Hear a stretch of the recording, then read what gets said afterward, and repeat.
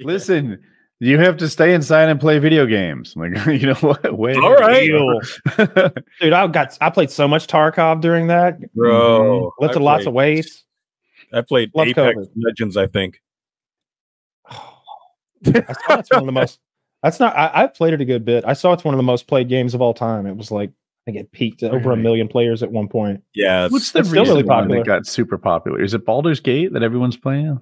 Baldur's Gate. I don't know about the Elden They were Ring? really happy that it got so many players because they were expecting like 150,000 concurrent players, and they've gone over 1 million. So it's, and not only that, I think it's the highest rated video game of all time. I think it really has the Metascore record now. I think it above like that Zelda game or Mario game or whatever. Some stuff that I don't really play. And I started gaming again. I saw you're on Doom Eternal. I didn't know I showed anyone, but okay. Yeah, you show me. I guess I did. You're right. And I was watching. Yeah, dude, I've watched the intro to that game 100 times. Half the time, it makes me cry. I just love the idea of like, help, we need you. You know, the devils have come. They're unlocking the spawn of hell. I'm ruining it. We send to them only you. Rip and tear until it is done. And I'm like, fuck, I gotta buy this. I eventually gave in. That's what I'm playing. Good. Nice. It's great. The expansion, the DLC for it's really good. When you get into a groove and you're like rotating through the weapons and sliding around and stuff, it feels really good. That's a beautiful game to play too. I like the combos that you get into. Like I said, when things flash, you're able to like go and get them and do something awful to them. And they're so hideous to begin with that they really deserve the awful things you're doing. And you're doing funny things, you know. You're like tearing its horn off and like shoving it up its ass or something. It's always something silly.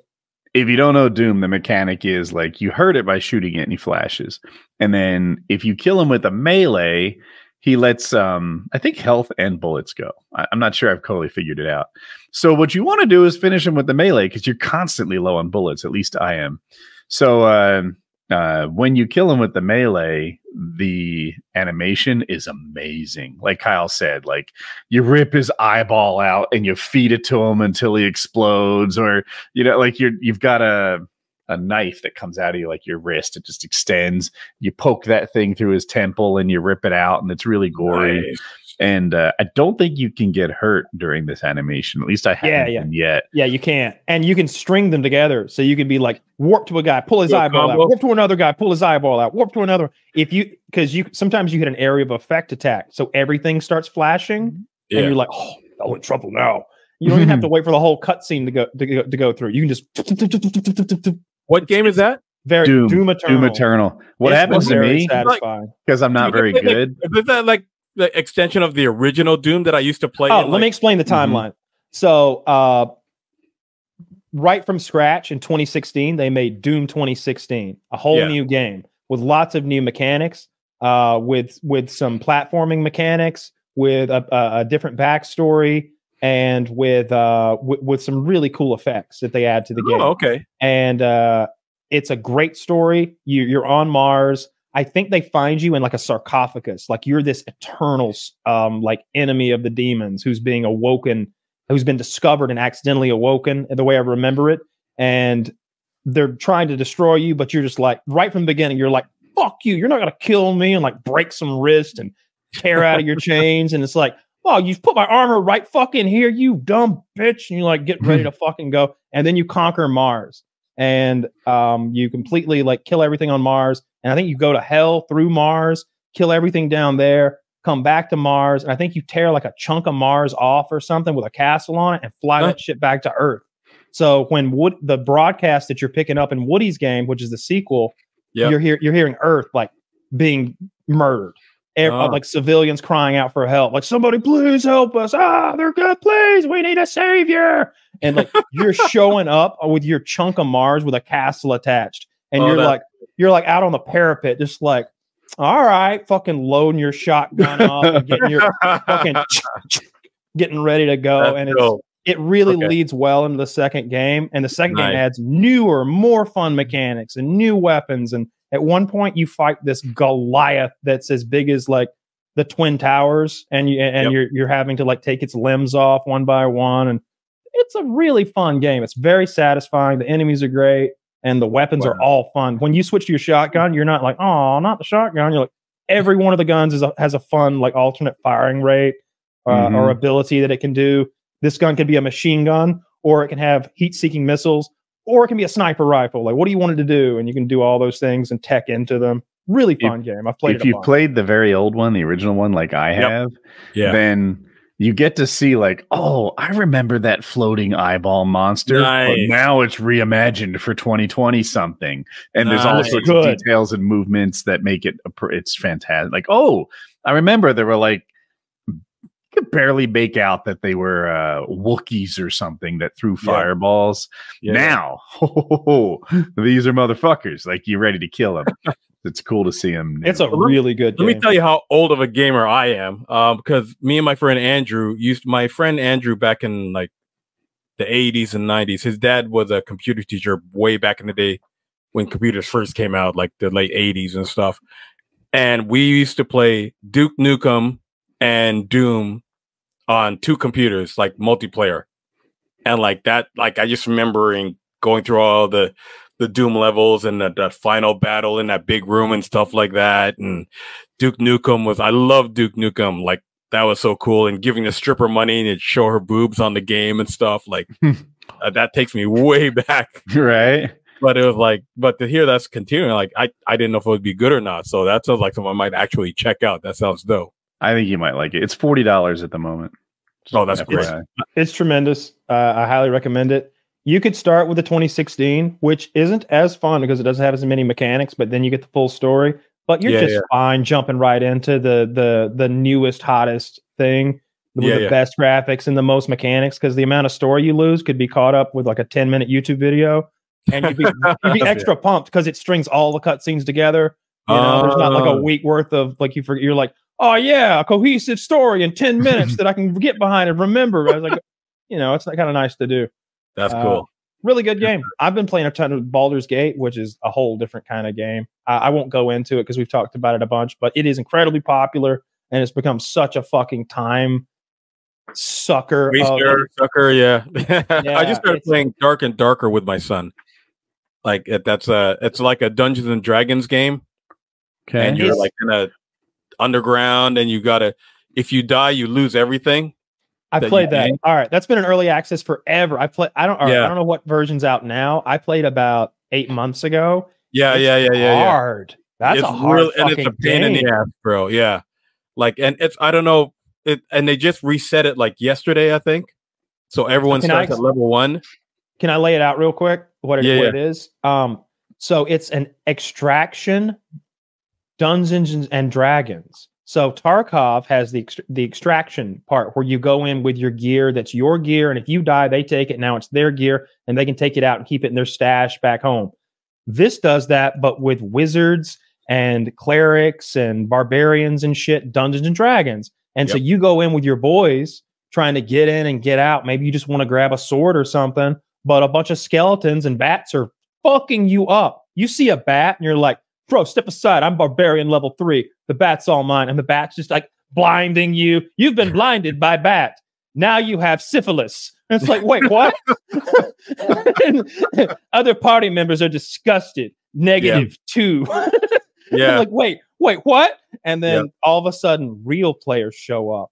And one of them's got a crown on that glows. And the other's got a staff that's on fire. And they push our shit in so fast. And you can tell they're not going to take any of our bullshit gear. Like I've been on the other side of this before, but in Tarkov, that's what my experience was. I played for 3 days, probably put 8 hours total into it. Had zero fun because I got bullied.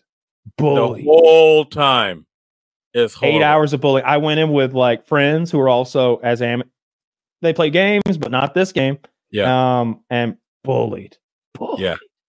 Yeah, like I'll be walking around like with no shirt on and a barbarian axe that's like half cracked, and then we're killing a couple skeletons here and there, and then like some wizard comes around with like sparkles everywhere and shields and like takes me out with one friggin' spell and it's like lose everything done. Like it's we were battling this guy ever. Huh? We were battling this guy, and in the middle of the fight, he sat down Indian style and got a book out, and he starts fucking flicking through that book right there, and we couldn't get to him like fast enough before he read some shit that killed us all. It was just like bibbity bobbity boo, fuck all of you. Close that bitch, and we all like froze and like, now you're brittle, and he was like, perfect, because this is the acts of brittle breaking, and just we are fucking assholes. It was just we weren't prepared. It was like it's so unbalanced. He like went to loot all your bodies, and he's like, no, don't even want that shit. I don't want this. I don't even want your money. I get back. He literally wouldn't have taken my shit. Like maybe my lockpicks or something. You know, those games where you lose everything when you die are discouraging. I don't. I don't like those as much. So as an entryway into this game, the shit they give you a gear set to go in with that you seemingly can lose infinitely, and it's like your level 1 gear set. Okay. All right, I got a hat and a sword if I'm a fighter. I don't remember exactly what it is, but you know, your wizard's got a fucking staff. Like you just get the shit you should have, but it's all level 1 shit, and you can run into Billy Badass out there just like in Tarkov. But in Tarkov, you can run out of shit. Like, all right. Nothing left. Oh, they don't give you base stuff in Tarkov? You can run out of everything, though. Like no money, no inventory. That's still a business somehow. You you start with enough to do, would you call it 5 raids? I'm not sure. It's hard to say. You know, like you've got a few kits that'll send you in with like a pistol with a couple mags full and like not really any armor, but some light shit so that a shotgun won't kill you outright. Like very light. And then you got like, I got like 3 rifles. Okay, those are heavy. I could put on my 1 helmet with my 3. So there's different amounts of considering. There's different geared levels. So you can go out maybe a bunch of times lightly geared or a few times heavily geared, and very quickly, if you were to die 10 times in a row, like and lose everything you had, and every time you went out, you were trying to go as geared as you possibly could, you'd be pretty broke. You'd be kind of nothing. Now, a lot of streamers will just delete everything from the start because. If you're okay at the game, I could do it. It would be annoying, but I could do it. It would just be frustrating. The frustrating part would be getting heals, because if you get killed in the game, then you go back to your stash, but now you're injured because you just died and you've got to heal yourself. But if you don't have any way to heal yourself, then it takes your money. You're like, okay, pay the nurse to heal me. But if you don't have any money or any healing devices, then you just have to go into the next raid injured. Oh, Jesus. Bleeding or with a broken leg. And so maybe you go in limping. And in this game, when you have a broken leg, it's like real life when you have a broken leg. Slow. You barely move because every time you put any weight on the lefty, it's just excruciating. So it's just creep. Are there NPCs in it? Oh, yeah. That will kill you almost instantly if you bump into them. If you bump into one. They've gone through great lengths to make it hard to tell if an NPC is an NPC. Oh, really? Like, there are players who look just like them, and the NPCs do weird things like run and slide to a stop and turn the other way. And you can be pretty sure that an NPC is an NPC if you play a lot. But it takes a while for you. It's not like a Warzone DMZ where you can tell easily. It was probably 200 hours of that game before I could.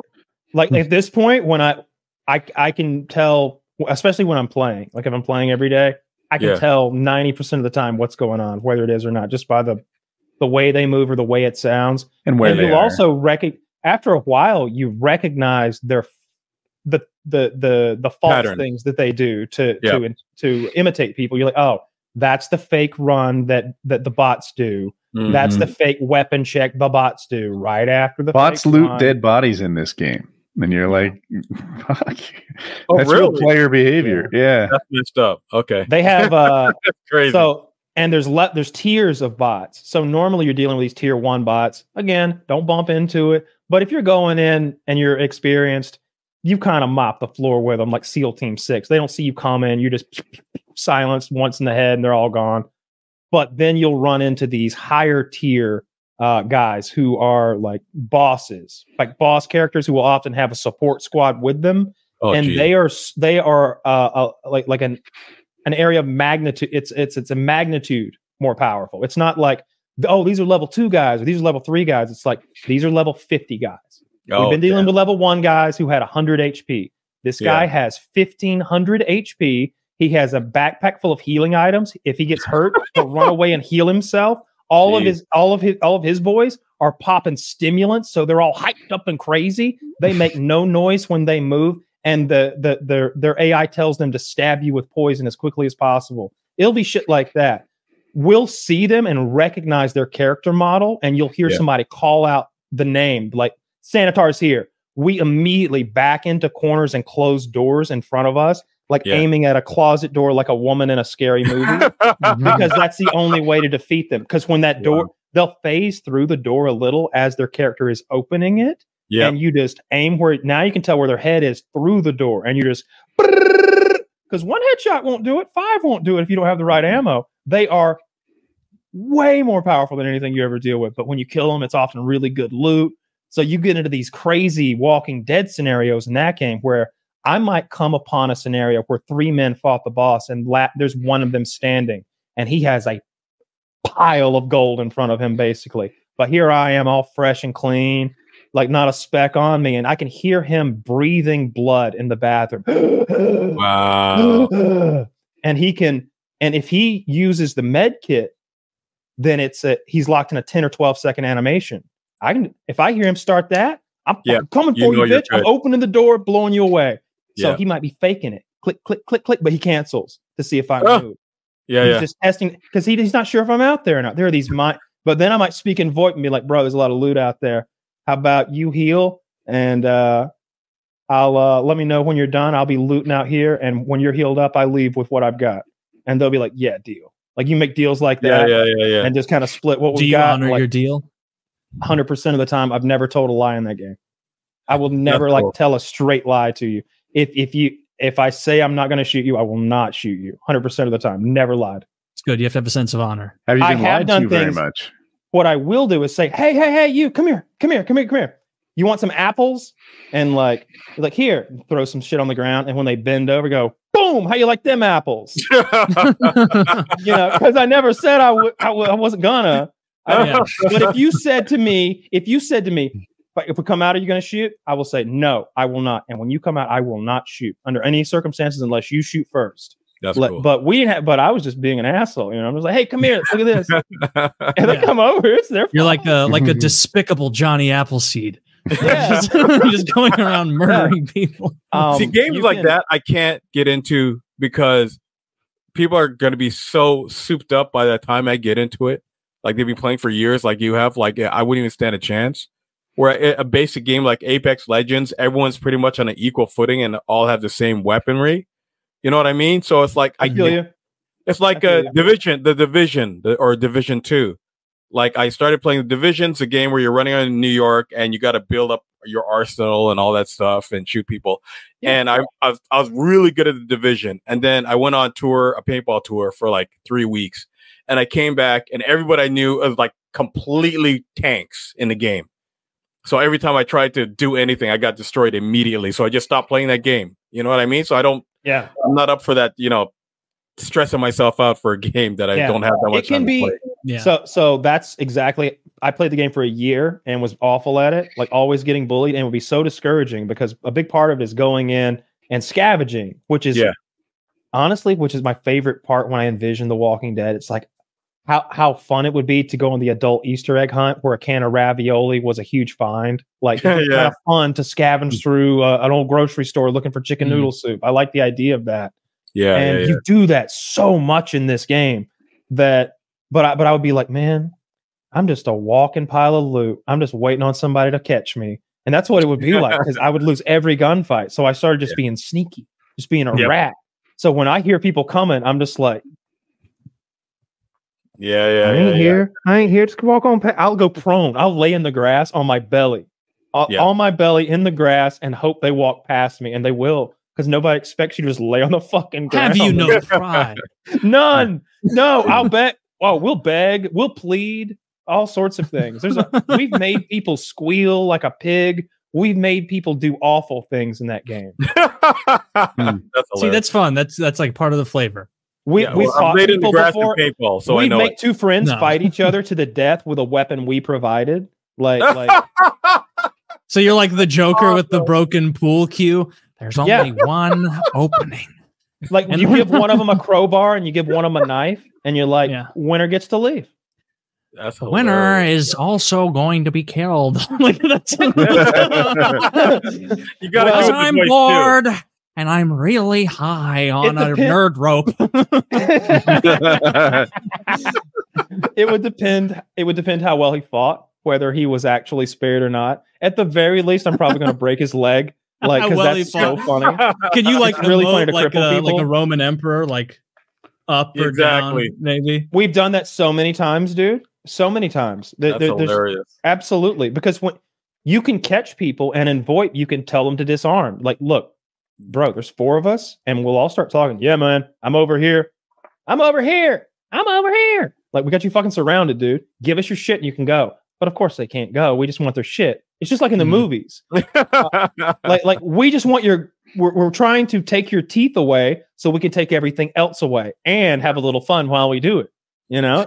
And that's what Tarkov can become if you like really grind at it. Rust can too. In Rust, it's even more likely. Well, actually, in both games it is. Sometimes you'll find an item that is key to your future survival, and getting home with it means not only you possess it, but you learn to make more. So it's like, not only is this a med pack, like the good one like the one everybody wants. Yeah, I can learn how to make these if I can get it home, and then my whole med problem is solved. So I'll do anything you say, mister. Do I need to stab Taylor? I hope a French accent. Oui, monsieur! Stab, stab, stab! Like, whatever they want, I'll do it.